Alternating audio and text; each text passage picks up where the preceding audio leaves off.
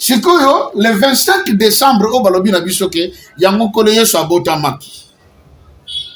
Mais balobi que l'ange était allé à Marie vers le 6e mois.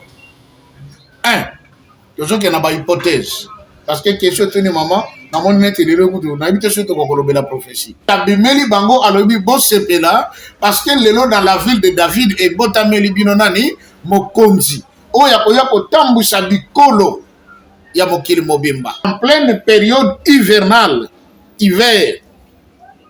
Bamali ne comme il y a moins. Et dans la période hivernale, na bandeko bavanda kana poto bakolo bagé pasteur au lobby de kamba solo. Bibwele bibaka jamais libanda. On a nzamba sali nini abotami. Voilà une première hypothèse que c'est faux yo abotama na décembre. Quand j'ai eu cette révélation moi, c'est par révélation que je l'ai connue. Ernaye ko télécharger Coran. Naye ko kuta na kata Coran balobi, l'homme qui avait baptisé Jésus s'appelait Yahya. Yahya signifie Yahya. Nous connaissons dans l'an 29 de notre ère. Parce qu'à Botamaki dans l'an moins 4.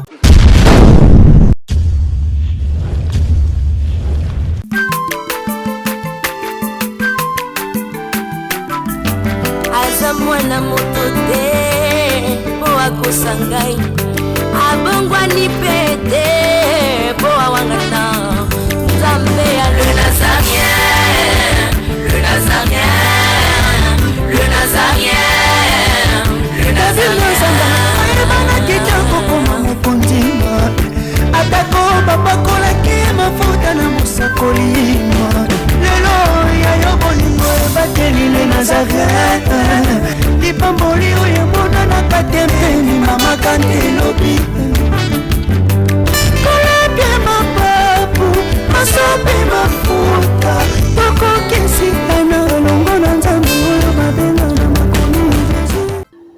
Shalom, shalom, bien-aimés dans le Seigneur, amoureux, amoureuses de Jésus-Christ de Nazareth, la princesse devant vous. On est ensemble, il n'y a pas de souci, Christ est vivant. Toujours dans les Nazaréens, à travers cette émission qui réunit les hommes de Dieu, les hommes de Dieu autour des sujets importants, autour des sujets très capitaux. Aujourd'hui, Tozana Papa Joseph, donc docteur pour les uns, prophète de Papa Simon Kimbangu pour les autres. Donc, nous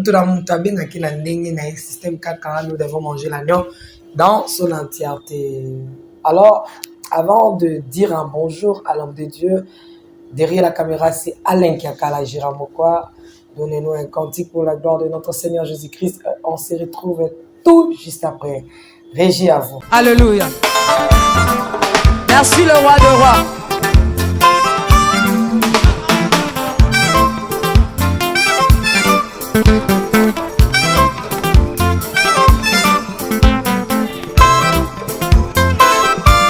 Alléluia.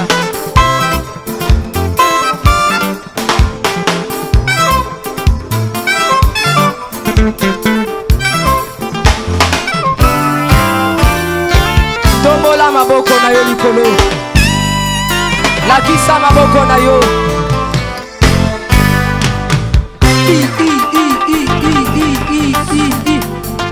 Sakat.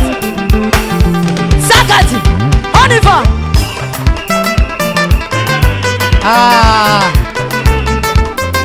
Salaboye, Salaboye.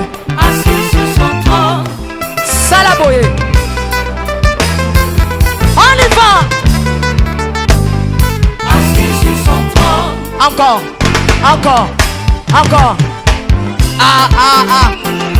Afandi na ngwende na ye. Yesu azaya kofanda. On y va. Assis sur son trône. Afandi.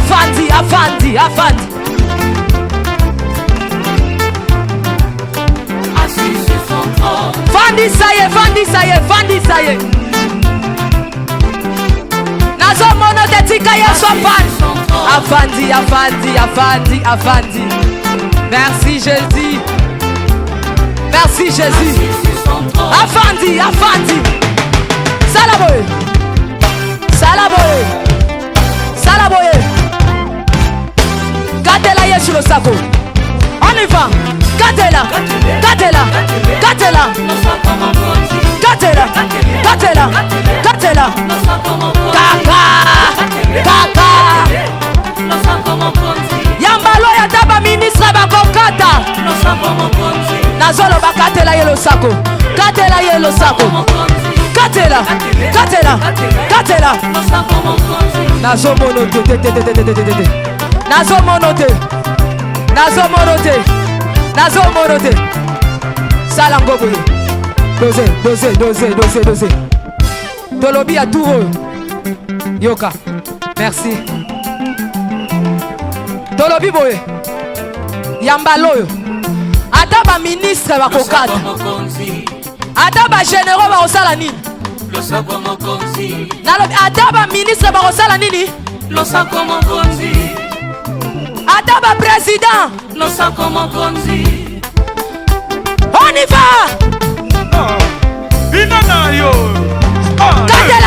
On y va. Sikoyo, le 25 décembre, au Balobi na bisoke, yango koleye so abotamaki. Mais Balobi que l'ange était allé à Marie vers le 6e mois. Toujours qu'il y a une hypothèse. Parce que question tenu maman, na mon net il est le goût, na habité surtout qu'on la prophétie. Pour le qu'on faut battre ce qu'on va la éclaircir, va comprendre.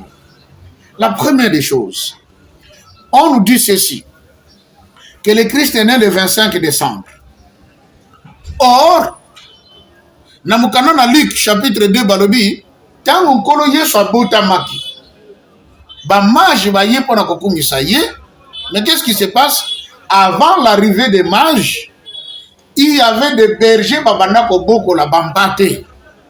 Et ange abimeli bango alobi bosepela parce que lelo dans la ville de David et botameli binonani mokonzi. Oya koya kotambusa bikolo ya mokili mobimba. Bosana ne sengo, kimia na likolo, et sengo na likolo kimia na mokili. Mais qu'est-ce qu'il y a maman Tiffany? Si nous prenons l'hypothèse selon laquelle Jésus-Christ était né à Bethléem de Juda, dans la terre d'Israël, qui est au Proche-Orient, donc en Asie, dans le mois de décembre, tout ça en pleine période hivernale, hiver. Bamali le comme il y a moins. Et dans la période hivernale, na bandeko bavanda kana poto bakolobaki pasteur olobi likamba solo. Bibwele bibaka jamais libanda. Comprenez? Okokuta jamais ngombe taba même ngulu libanda parce que sa période ya hiver. Ba bate la kabibwele na kati ya bandako. Mais Bible lobi na putu wana ba berger oyo babana ko boko lesa bampate angelou abimeli bango.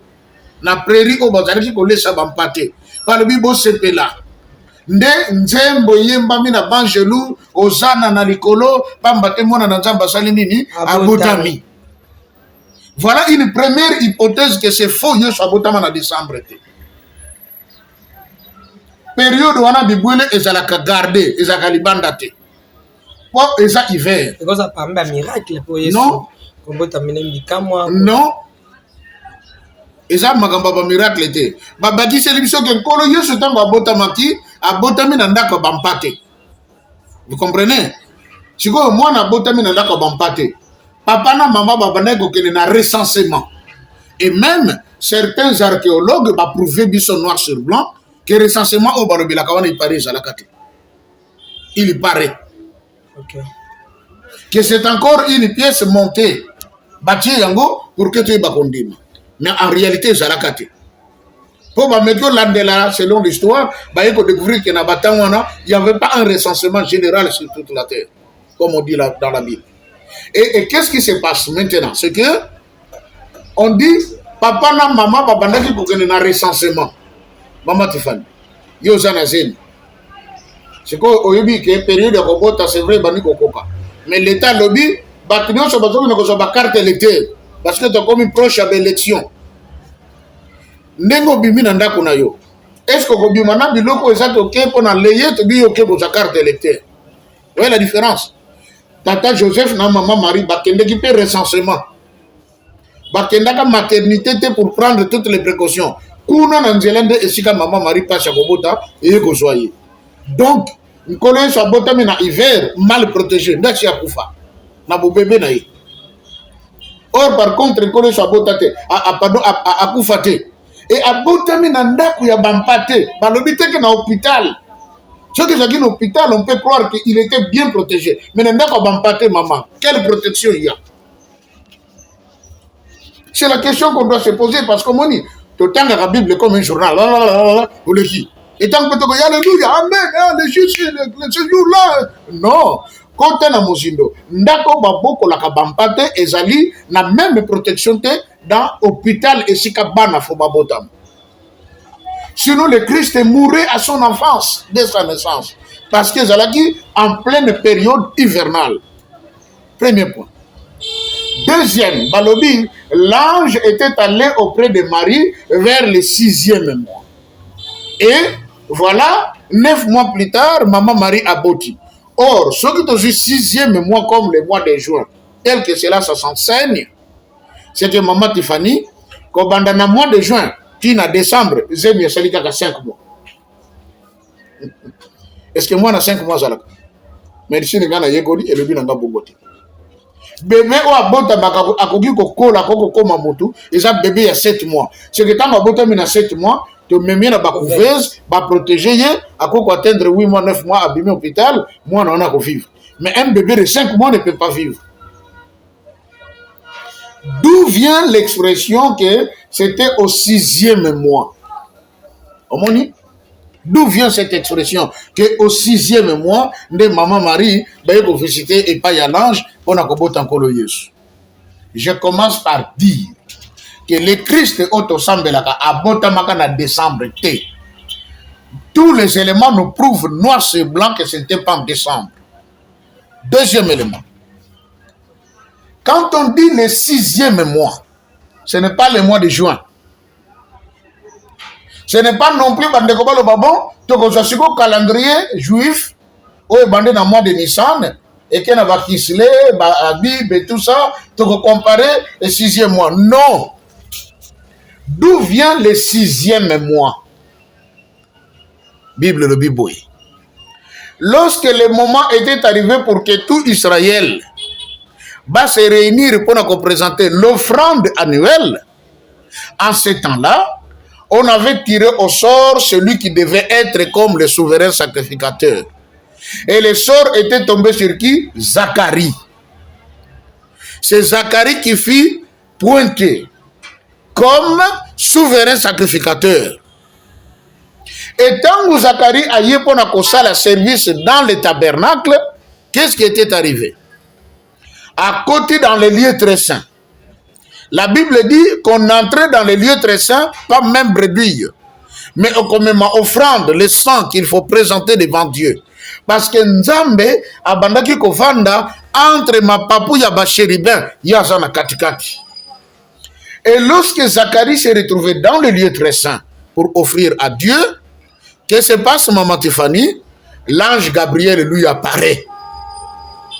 Au lieu ange Yebisaye que Zacharie, je te bénis, je te rends grâce, parce que tel que tu es là, et l'Éternel a écouté vos prières, vous les enfants d'Israël.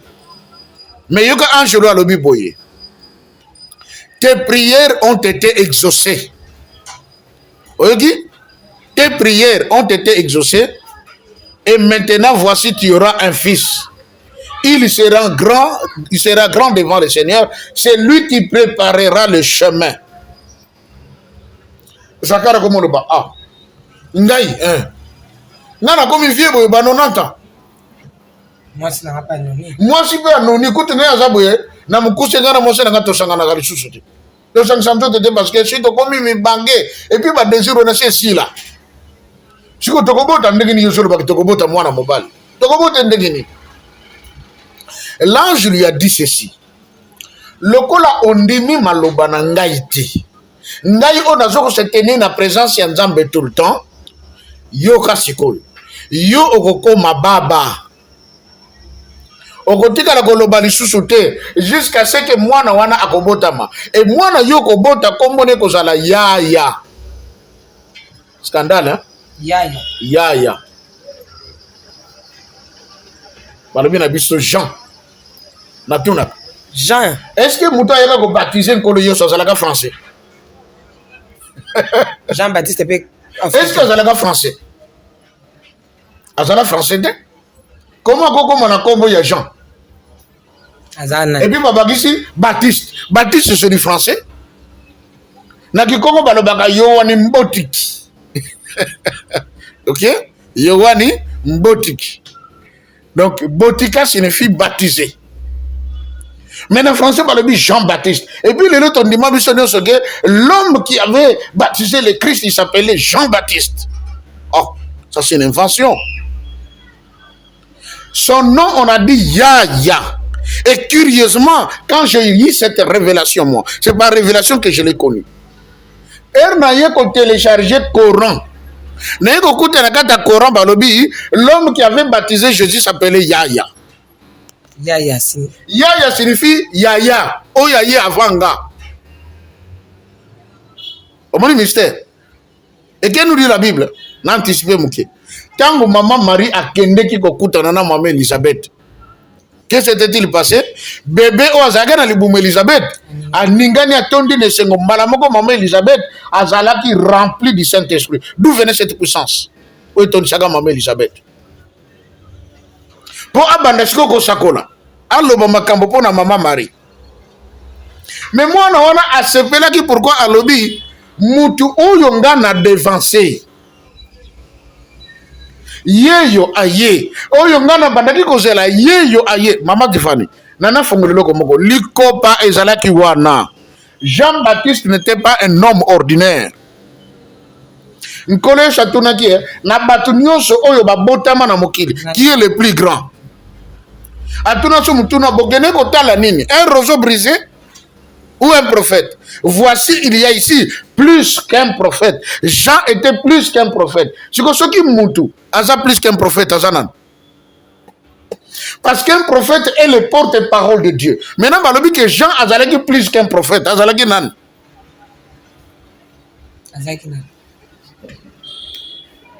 Balobi que na kata Jean, il y avait l'esprit de qui? D'Élie. Ne yaki kovanda kati na ye. Oyo Malachie chapitre 4, Malachie à Sakola. Alors bien avant le jour du Seigneur, je vous enverrai Élie. Il y a pour préparer chemin yankolo. Et Élie yango aye. Tango même akufi, nkolo yo sazolo babi hein. Jean oyo ba uti ko boma. O bakata ki mutu. C'est lui Élie.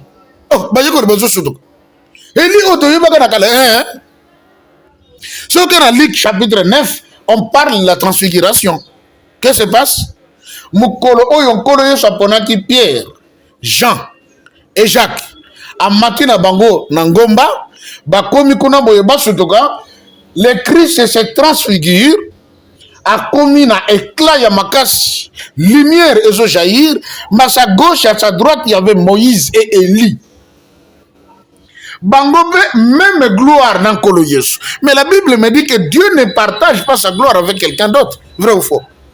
Comment se fait-il que ces jours-là, le Christ doit partager sa gloire avec Moïse et Élie? Et en plus, tant que solo là, Bible rapporte il s'entretenait sur les choses qui concernent le royaume de Dieu. Et Pierre, Jacques, Jean, baso yoka. Nasuka nango ki zungu bango. Au moins dans le domaine spirituel. J'aime ça. Nous avons besoin de la vision. Okomona Moïse na vision boy. Mamoko ko yebake o Moïse. Parce que dans le domaine spirituel tous en frontière té. Na makambo le kaka depuis même la création du monde sur le plan spirituel ko yebake non. Oyo mama Tiffany tango asalaka nanu na génération liboso. Pierre a reconnu que celui-ci c'est Moïse, celui-là c'est Élie. Alors Biboye, Seigneur, et sengominje kozala likolo ya ngomba oyo. Ngana monito tonga 3 tentes, moko pona yo, moko pona Moïse, moko pona Élie. Ndeko na biso piché kinkela yembaka lobi. Pierre ni bosadi yemboko pona nini? Gloire à mona kele kaki makasi. Comment Dieu a-t-il partagé sa gloire avec des individus que nous on appelle des prophètes?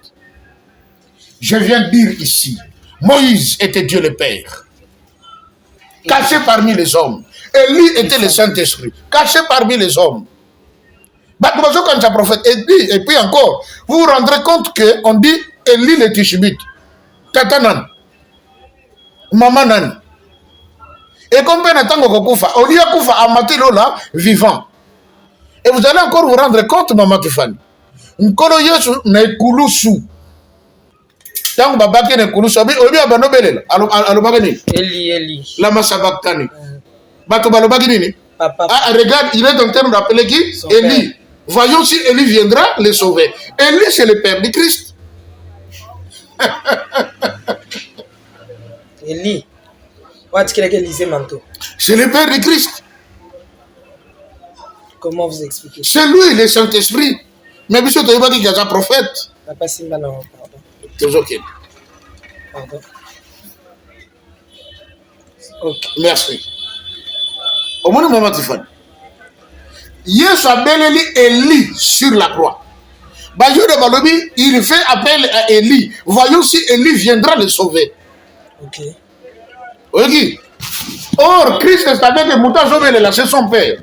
Et l'apôtre Paul dans Romains nous dit ceci, le Saint-Esprit qui a ressuscité Christ d'entre les morts vous ressuscitera aussi.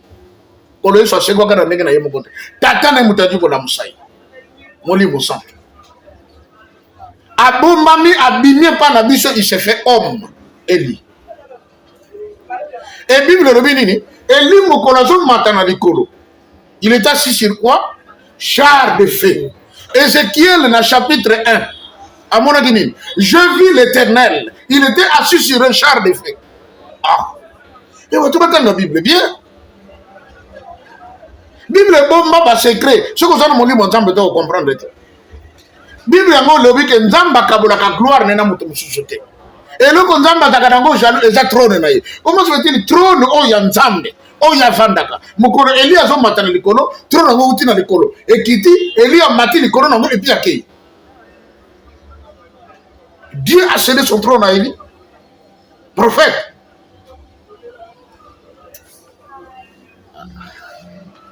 Et ça n'a pas cher, moi quoi. Mais Bible, c'est ce pays pas à qui nous caille nature le col.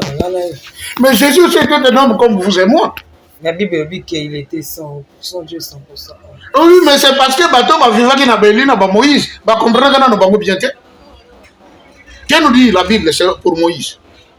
Moïse, ce que sont les cas, peuple va se prosterner. Et va monsieur va téléminer na ba porte ba tente na bango batala ka Moïse n'est pas joké. Ça signifie quoi? Moïse a outi ngomba akiti, son visage resplendissait comme le soleil en plein midi. Qu'est-ce nous dit l'Apocalypse? Je vis celui qui était assis sur le trône. Son visage était rayonnant comme le soleil en plein midi. Papa, pardon. Moi, c'est ce que je voulais me et au bout du ça. Non, que na rapiditaka malo moi bat baba match fanatically. Jo ali makambo ezali. Papa, tango yozo ba Moïse, Élie, na Christ donc Moïse papa, Élie mon santo, Yesu fils. Moïse a commis tata ndenge nini na tangu akutana molimo santo na kata nzete nde nguyane lati. Effectivement. Élie akutana na tangu ka chara ne kitaki. Non, Élie est venu avec toute sa puissance. Mais pourquoi vous questionner il y a Yesu na Moïse na Élie? Parce que so rozo kende bon ozo comparer Yesu na Moïse na Élie ba ndenge moko ba même. Oui. Papa na bossa na kombo papa Joseph. Nazo comparer, je sais ce que j'ai dit. Ba ngomi set ba ndenge. On nous dit ceci, Yesu papa. Ba bengi l'alpha et l'oméga. Le commencement et la fin. Oui. Pourquoi vous questionner il y a Yesu Massia a les deux autres? Boye ya Yesu Massia annonce Salemi. Ange outi banda likolo kaka na Kinshasa en Afrique akita na ba Congo.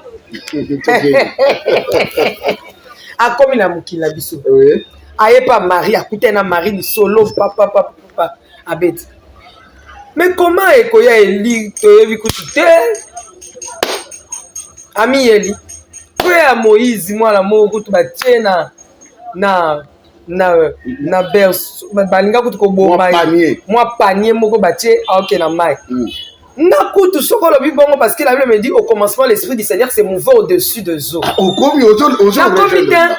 na rejoindre te bon na fongola fallait kutu nde otia Moïse za molimo mosanto mo simba te na fongola parce que l'esprit du Seigneur oui na lobi boya nzambe oto sambelaka aza moko mami kabola misato wana na yebi wana to yebi OK qu'est-ce qui se passe comment se fait-il que Moïse tango atobotama makambo le kaka na autour ya naissance yango kaka pe le ka autour ya naissance akolo Yesu. Je vous informe que Moïse avant botama ses parents étaient avertis par un ange mais Bible totanga ke ndambo bakoma ngote yango sala que limbisa papa Joséphine masoka na Bible ba nazokende yango sala que c'est là Moïse tango abotami ba parents ba yebaki qui est cet enfant ba bombi. Vous verrez encore que quand Moïse est né, Pharaon ordonne qu'on tue tous les enfants de 0 à 2 ans. Tomitou n'a gâté le pourquoi ordonne de 0 à 2 ans. Il y avait une information en Égypte que parmi les peuples hébreux vient de naître maintenant un libérateur. En Égypte, même ceux qui font l'archéologie sont maintenant tombés d'accord avec la Bible sur certains points. Raison pour laquelle on tue les enfants de 0 à 2 ans. Christ c'est la même affaire. Hérode maintenant est né parmi les Juifs, celui qui est leur roi. Hein? Un autre roi des Juifs vient de naître. Hérode a talité âgé à vous savez le pourquoi? Mais Hérode quand même a fallu considérer ça non. Père Nyonso a un souci à progéniture. Hérode voulait qu'après il soit confié bana ne pas au compte. Et comme je connais le compte que la famille na et que la famille moussous. Il faut tuer les enfants de 0 à 2 ans parce que moi on a beaucoup de ma tranche on a âge. C'est pareil que Moïse. Il y a moi ça que mon parent Moïse ba bomba que Moïse na toi. Na plafond. Et ba kota na ndako na bango ba moni yeke. Enfin, bon, il faut les protéger parce que Oyo, à Kolongola Biso n'a pas sur Zanango. Ça a été dit. Yango Salabasa, les mois panier, bâti Yango, bitume, protéger bien, Ketchanamaï. Mais papa, pour comparer Moïse à Jésus, ils allaient abomination. C'est pas une abomination. La Bible dit ceci. La loi est venue par Moïse. Ok? La puissance est venue par Élie. Et la grâce par Jésus. Mais pourquoi Bango Missa, pour chacun est venu apporter quelque chose? Pourquoi? Ce n'est pas une abomination. Je sais ce que je dis. Moïse nous a apporté la loi. Dieu, le Père. Et lui nous a apporté la puissance. C'est Dieu, le Saint-Esprit. Pardon, papa. Pardon, tu as dit tu as dit papa. Ok. Yesu Masia, au moins quand il y a ezali. Bible dit que l'Ancien Testament est l'ombre de choses à venir. Ce qu'on dit que Élie a qui déjà, il y a mon santo, a qui akitaki. Tant que Elisa zoloba na Élie, donne-moi le double. Il y a esprit na yo. Double esprit wana zo sengeza nini. Double esprit ya Eli eza nini. Tout na c'est que tangu Yesu pa zolo bana biso ete. Na kotindela il faut que ngala kende po na mosungi monimo mo santu aya. Monimo mo santu aye. Azomona na teme kati na biso ya le Saint-Esprit. C'est qu'il y a un petit tour dans mon kilo des fois. Mon mon sang. Oh, anti-fan. Mon comment on a ce bon de là? Je tombe en extase. La première fois, j'ai vu Dieu qui est le créateur. Parce que le mot Dieu aussi est un créateur. On a encore un autre dossier. Dieu, ça vient seulement du nom Deus ou Zeus. c'était la connaissance grecque. Mais c'est le créateur. La première fois, on a mon c'est noir. Il me dit ceci. Uta tango oyo Satan akoya na mokili. Na tika su mokili te. Osoki na tiki mokili, Satan ko bebisa tout. Je suis toujours présent au milieu de vous. Nzamba yaka vanda na biso, mais to se rendre compte te. Abraham a présenté la dîme à un monsieur qui s'appelait Melchisedec, qui roi de Salem, a fondé ville. Salem, Jérusalem. Mais cet homme qui avait fondé la ville de Salem, il est le sacrificateur. Nzambe. Wasala likolo na se, aye ko vanda na batu, atongisi ville, azarwa. Na mokili. Olonga pezo ketala boye, na ye kotala le roi Melchisedec. Nzoko yeko mona Nzambe. Mais batatane babano ye bateke o Nzambe. L'apôtre Paul dans sa lettre anonyme aux Hébreux a yeko fungo. Et puis balobi Christ a été établi souverain sacrificateur, non selon l'ordre d'Aaron, non même selon l'ordre de Zacharie qui était le tout dernier sacrificateur. Mais balobi il a été établi souverain sacrificateur selon l'ordre de qui? De Melchisedec. Omoni makambo nzamba yaga na mokili avant d'agara biso moko a déplacé azongi na biso, mais nous on se rend pas compte. C'est ça maintenant la difficulté pour l'homme de croire que Dieu est un homme. Alors qu'il a bien dit, il nous a créé à son image et à sa ressemblance. Ndenge nganaza, ndenge nzambaza. Nakata nzambe bombami sa femme. Nakata nangape bombamaka ma femme ndapre abimi. Yango nzambaza la fois tata, aza la fois maman. Donc, nos ancêtres en Égypte avaient une vraie connaissance de Dieu. Balobi, hein? J'étais en train de chercher dans Hébreux, je crois, chapitre 1er, que comme Moïse, ok, était fidèle dans la maison du Père en tant que qui? Serviteur. Jésus-Christ l'a été en tant que fils. On dit partout dans la comparaison. Moko aye aza fidèle dans la maison du Père comme serviteur, mais Moussous aye aza fidèle dans la maison du Père comme fils. Chacun son rôle. C'est ça, bon Zambé. Moussa y est comme serviteur pour servir, mais Moussa y est comme fils. Pourquoi il y a l'épopée? Pourquoi il y a tellement de la grandeur autour du Christ? Parce que dans la Trinité, le Christ est la personne qui accomplit la plus grande mission, celle de sauver l'homme. C'est lui qui a accepté de mourir sur la croix, donner sa vie pour que Dieu n'en gâche qu'autre chose à la sauver.